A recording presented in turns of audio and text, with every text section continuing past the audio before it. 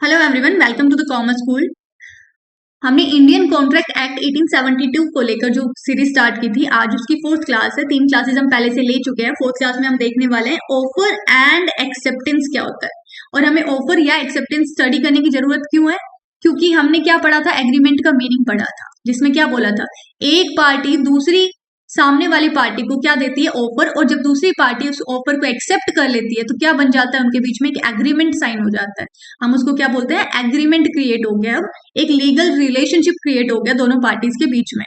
तो ऑफर का मतलब क्या होता है, जब एक पार्टी सिग्निफाई करती है दूसरी पार्टी को, क्या बोलती है, या तो किसी काम को करने के लिए या कोई काम ना करने के लिए क्या करती है, ऑफर दे रही है, या तो मेरे लिए आप ये काम कर दो, ये भी ऑफर है। या किसी को आप बोलो कि मैं आपको क्या ऑफर कर रहा हूं कि आप ये फलाना काम ना करो, तो वो भी ऑफर है। किसी को कोई काम करने के लिए मनाने से लेकर किसी को कोई काम ना करने के लिए मनाने तक ऑफर होता है।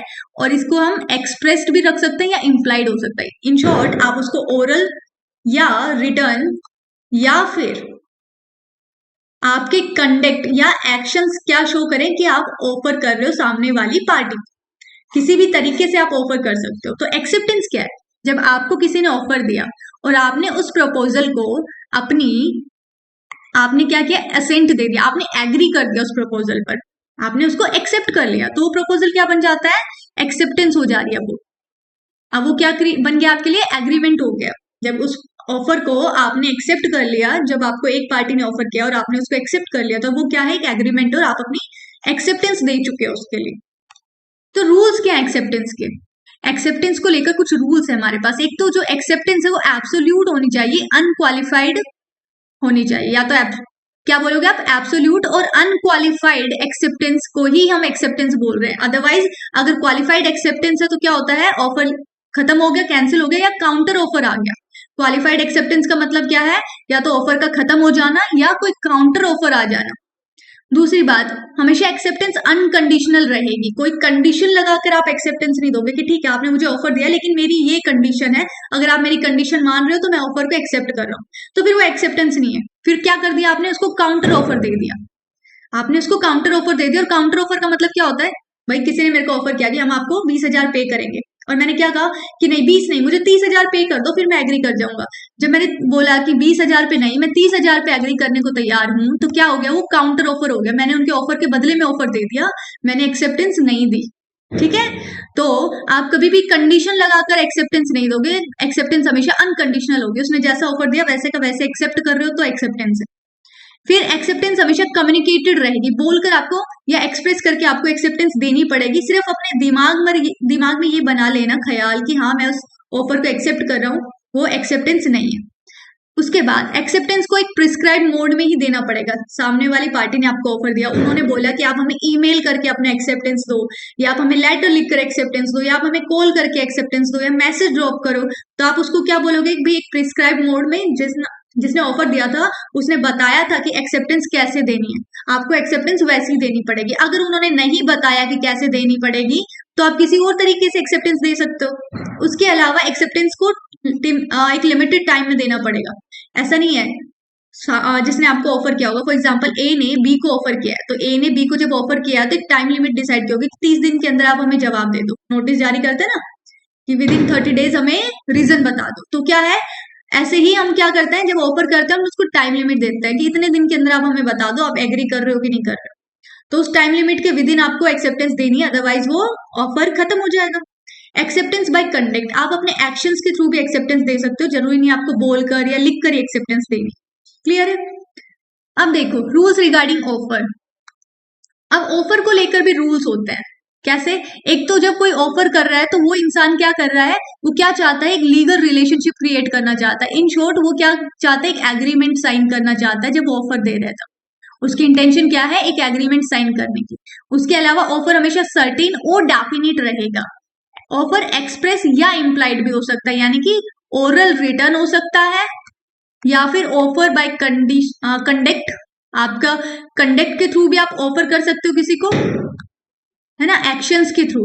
या सर्कमस्टेंसेस भी कुछ ऐसे होते हैं जहां पे आप सामने वाले को ऑफर कर दे रहे हो, आपके सर्कमस्टेंसेस से भी ऑफर जा सकते हैं। क्लियर है।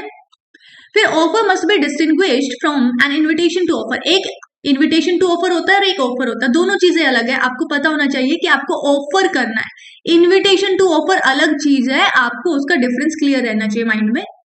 ऑफर या तो स्पेसिफिक होगा या जनरल होगा, या तो आप किसी पर्टिकुलर इंसान को ऑफर दोगे या आप जनरली किसी को भी, आप जैसे बोल दोगे ना कि हमारे पास ये वाला एक प्रोजेक्ट है, अगर आप हमारे प्रोजेक्ट में इन्वेस्ट करना चाहते हैं, आप हमारा प्रोजेक्ट लेना चाहते हो तो प्लीज हमें फलाने नंबर पर कांटेक्ट करो। तो आपने क्या किया, जनरल ऑफर दे दिया, सबको दे दिया वो ऑफर। अब जिसका मन होगा वो आपके पास आकर अपनी एक्सेप्टेंस दे देगा। उसके अलावा ऑफर कम्युनिकेटेड होता है, आपको ऑफर है ना कम्युनिकेट करके बताना पड़ेगा कि ये हमारा ऑफर है। अगर आप कम्युनिकेट ही नहीं करोगे, सामने वाले लोगों को तक पहुंचेगा ही नहीं आपका ऑफर, तो वो ऑफर नहीं माना जाएगा। फिर उसके अलावा ऑफर का एम क्या होता है, to obtain the consent of offer. जिसको ऑफर दिया जा रहा है उसका क्या चाहिए हमें, एक्सेप्टेंस। एक्सेप्टेंस लेना ही ऑफर का एम है। हम ऑफर क्यों कर रहे हैं, ताकि सामने वाला एक्सेप्टेंस दे, हमारे ऑफर को एक्सेप्ट कर ले, इसीलिए तो हम किसी को ऑफर करते हैं। तो इसका एम क्या होता है हमारा, ऑफर में एक्सेप्टेंस हमारा एम है। अब मैंने बोला था ऑफर और इन्विटेशन टू ऑफर में डिफरेंस होता है, तो क्या डिफरेंस होता है, सबसे पहले ऑफर क्या होता है, person shows is readiness to enter into contract. जबकि इन्विटेशन टू ऑफर में क्या होता है, person invites others to make an offer to him. Offer में क्या रहेगा, ए ने क्या किया, बी को ऑफर दे दिया। इन्विटेशन टू ऑफर में क्या होगा, ए और बी दो पार्टी है, बी क्या कहती है ए को कि आप मुझे एक ऑफर करो ताकि मैं उस ऑफर को एक्सेप्ट कर लूं। तो ए जब बी को ऑफर दे रहा है तो वो क्या है, ऑफर है। जब बी ए को कन्विंस कर रहा है कि ए उसके लिए कोई ऑफर लेकर आए, तो वो क्या किया, उसने अपने लिए ऑफर का इन्विटेशन दे दिया कि मेरे लिए कोई ऑफर लेकर आओ। ठीक है। फिर उसके अलावा an offer if accepted results in contract. अगर आपने ऑफर को एक्सेप्ट कर लिया तो क्या बन जाता है, कॉन्ट्रैक्ट बन जाता है। जबकि इन्विटेशन टू ऑफर में क्या होता है, अगर ए है वो बी का इन्विटेशन एक्सेप्ट कर ले ऑफर करने का, तो क्या होगा, उसके बाद बी ने बोला ए को कि मुझे एक ऑफर दो, तो और ए ने मान गया, ए मान गया कि हाँ ठीक है मैं तुम्हें ऑफर दूंगा, तो उसका रिजल्ट क्या निकलेगा, अब ए बी को ऑफर देगा। पर्पस क्या है ऑफर का, कॉन्ट्रैक्ट में आना, एग्रीमेंट साइन करना। इनविटेशन का पर्पस क्या है, अपने लिए ऑफर लेना, किससे, ए से, ए को कन्विंस कर लेना ताकि वो आपको एक ऑफर दे। ठीक है। अब है हमारे पास टाइप्स ऑफ ऑफर, कि ऑफर के टाइप्स क्या होंगे। एक तो होगा जनरल ऑफर, क्या, जब आप जनरल पब्लिक को ऑफर दे रहे हो, कोई भी एक्सेप्ट कर सकता है, आपने किसी का नाम नहीं लिखा, जिसका मन करे वो एक्सेप्ट कर सकता है उस ऑफर को। स्पेशल या स्पेसिफिक ऑफर कौन सा होता है, जब किसी डेफिनेट पर्सन को ऑफर दिया जाता है और जिस इंसान को ऑफर दिया गया सिर्फ वही उसको एक्सेप्ट कर सकता है और कोई नहीं करेगा। क्रॉस ऑफर क्या होता है, दो पार्टीज होती हैं, एक दूसरे के बारे में जानती ही नहीं है, एक दूसरे के बारे में उन्हें कोई नॉलेज नहीं है, किसी दुनिया के किसी कोने में ए है, दुनिया के दूसरे कोने में बी है। अब ए ने ऑफर दे रखा है कि हमारे पास वैकेंसीज है, हमें 2 अकाउंटेंट चाहिए। बी ने क्या ऑफर दे रखा है कि मैं अकाउंटेंट हूं और मुझे जॉब चाहिए। ए को बी के ऑफर के बारे में नहीं पता, बी को ए के ऑफर के बारे में नहीं पता, लेकिन दोनों के ऑफर्स क्या कर रहे हैं, एक दूसरे से मैच कर रहे हैं। बी को जॉब चाहिए और ए को एम्प्लॉय चाहिए, दोनों एक दूसरे को बिल्कुल नहीं जानते। एक जैसे ऑफर है लेकिन इग्नोरेंस है, ऑफर के टाइम पे एक दूसरे को जानते ही नहीं, उनको पता ही नहीं है कि ऐसा भी कोई ऑफर एग्जिस्ट करता है। तो ये क्या होता है, क्रॉस ऑफर होता है, not a binding offer. Binding offer नहीं है कि बी को ए का ऑफर का एक्सेप्ट करना पड़ेगा या ए को बी का एक्सेप्ट करना पड़ेगा, ऐसी कोई मजबूरी नहीं है। ठीक है। Once offer is not acceptance by other. A ने ऑफर दिया कि मुझे अकाउंटेंट चाहिए, बी ने ऑफर दिया कि मुझे अकाउंटेंट की जॉब चाहिए। इसका ये मतलब कतई नहीं है कि ए को बी का एक्सेप्टेंस मिल गया या बी को ए का एक्सेप्टेंस मिल गया। दोनों एक दूसरे का ऑफर एक्सेप्ट करें तो ठीक, ना करें तो भी ठीक है, दोनों ने अलग अलग ऑफर दिया, किसी और लोगों के लिए भी है वो ऑफर, जरूरी नहीं है एक दूसरे को ही ऑफर दिया उन्होंने। फिर काउंटर ऑफर क्या होता है, ओरिजिनल आपने किसी को ऑफर किया, जैसे आपने बोला भाई 20,000 में नौकरी कर लो, सामने वाले ने बोला नहीं 20 में नहीं मैं 30,000 में करूंगा। जब आपने 20,000 का दिया था तो ओरिजिनल ऑफर था, सामने वाले ने आपको क्या बोला कि नहीं 20 का नहीं 30,000 में मैं जॉब करने को तैयार हूं, आप मान रहे हो तो बताओ। तो क्या हुआ, वो दूसरा ऑफर आ गया। पहले ऑफर को क्या बोलते हैं, ओरिजिनल ऑफर, और उसमें चेंज करके दूसरे सामने वाली पार्टी ने ऑफर कर दिया, उसको क्या बोलेंगे, काउंटर ऑफर। आपके ऑफर के बदले में ऑफर दे दिया उसने। ठीक है।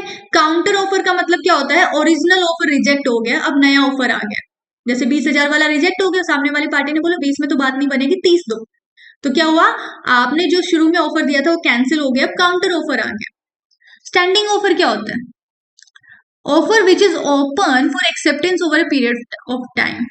वो ऑफर जो एक लंबे वक्त के लिए क्या है, ओपन है अपनी एक्सेप्टेंस के लिए, आपने टाइम एक टाइम पीरियड के लिए छोड़ दिया कि फॉर एग्जांपल भाई 6 महीने का टाइम है, 6 मंथ्स के अंदर, और ये ऑफर है हमारा, जो भी इस ऑफर को एक्सेप्ट करना चाहता है वो आकर हमें अपनी एक्सेप्टेंस दे, या आकर हमें बता दे, हमें इन्फॉर्म करे कि वो इस ऑफर को एक्सेप्ट करना चाहते हैं।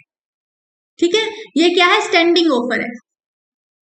और ये ऑफर क्या है, 6 महीने के लिए खुला है, आप 6 महीने तक कभी भी इसको एक्सेप्ट कर सकते हो। लैप्स ऑफ ऑफर क्या हो जाता है, रिवोकेशन बाय ऑफर है, जिसने ऑफर दिया था वो कैंसिल कर दे, या फिर ऑफर ही कैंसिल कर दे। या लैप्स ऑफ टाइम, जो टाइम लिमिट जैसे 6 महीने डिसाइड किया था वो टाइम लिमिट ही खत्म हो गया तो भी ऑफर खत्म हो जाएगा। या जिसने ऑफर किया था या जिसको किया गया था डेथ हो जाए, कोई इंसैनिटी यानी कोई पागल हो जाए, या इंसोल्वेंट हो जाए, या फिर कोई काउंटर ऑफर आ जाए, भाई आपने उसको बोला था, जैसे एग्जांपल मैं अभी तक दे रही हूँ, 20,000 की जॉब ऑफर की है, सामने वाली पार्टी ने बोला नहीं 20 में नहीं, हम 30 से नीचे तो जाएंगे ही, तो क्या हो गया, वो काउंटर ऑफर हो गया।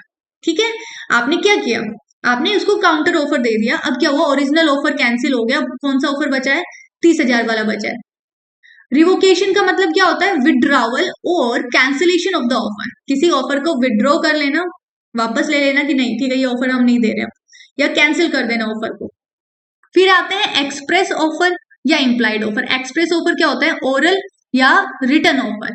इम्प्लाइड ऑफर क्या होता है, कंडक्ट ऑफ ए पर्सन, या तो किसी इंसान के एक्शन से आपको एक्ट से लगे कि वो आपको ऑफर कर रहा है, या सर्कमस्टेंसेस कुछ ऐसे हो जाए कि आपको लगे कि सामने वाली पार्टी आपको ऑफर कर रही है, तो हम उसको भी क्या कह सकते हैं, इम्प्लाइड ऑफर बोल सकते हैं। तो आज की क्लास में इतना ही, अब हम मिलेंगे नेक्स्ट क्लास में एक नए टॉपिक के साथ, तब तक के लिए बाय बाय।